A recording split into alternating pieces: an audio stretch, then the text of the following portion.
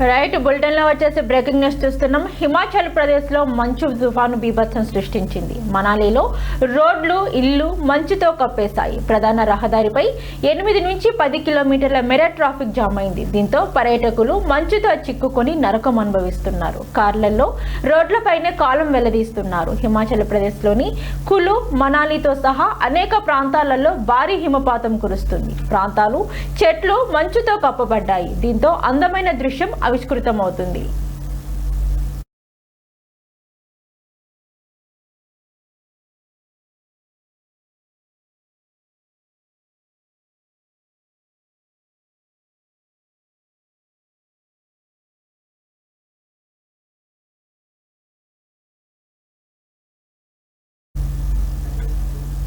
అయితే పర్యాటకులు మాత్రం పర్యాటక ప్రాంతాన్ని చేరలేక ఇబ్బంది పడుతున్నారు. చాలా మంది 24 గంటలకు పైగా ట్రాఫిక్ జామ్ లో చిక్కుకున్నారు. ఢిల్లీ, గురుగ్రామ్, చండీగఢ్ వంటి నగరాల నుంచి ప్రజలు పర్వతాలను చూడడానికి తరలి వస్తున్నారు. వందలాది మంది పర్యాటకులు చలిలో చిక్కుకున్నారు. మనాలికి వెళ్లే జాతీయ రహదారి దాదాపు 8 నుంచి 10 కిలోమీటర్ల మేర వరకు మూసివేయబడింది. దీంతో పర్యాటకులు తమ వాహనాలను వదిలి మంచుతో చాలా దూరం నడవలసి వస్తుంది. అధికారులు ప్రస్తుతం రోడ్లను క్లియర్ చేసే పనిలో ఉన్నారు. పరిస్థితి మెరుగుపడే వరకు ప్రజలు అనవసరంగా ప్రయాణించవద్దని సూచించారు.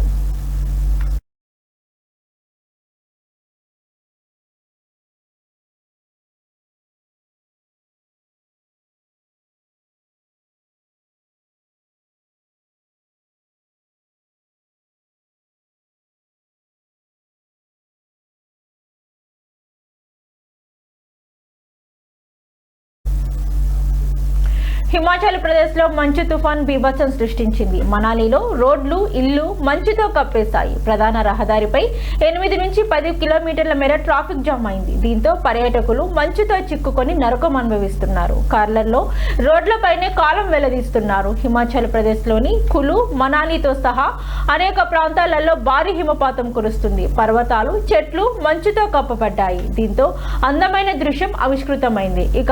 అయితే పర్యాటకులు మాత్రం పర్యాటక ప్రాంతాన్ని చేరుకోలేక ఇబ్బంది పడుతున్నారు. చాలా మంది 24 గంటలకు పైగా ట్రాఫిక్ జామ్ లో చిక్కుకున్నారు. ఢిల్లీ, గురుగ్రామ్, చండీగఢ్ వంటి నగరాల నుంచి ప్రజలు పర్వతాలకు చేరుకుంటారు. వందలాది మంది పర్యాటకులు చలిలో చిక్కుకున్నారు. మనాలికి వెళ్లే జాతీయ రహదారి దాదాపు 8 నుంచి 10 కిలోమీటర్ల వరకు మూసివేయబడింది. దీంతో పర్యాటకులు తమ వాహనాలను వదిలి మంచులో చాలా దూరం నడవలసి వస్తుంది. అధికారులు ప్రస్తుతం రోడ్లను క్లియర్ చేసే పనిలో ఉన్నారు.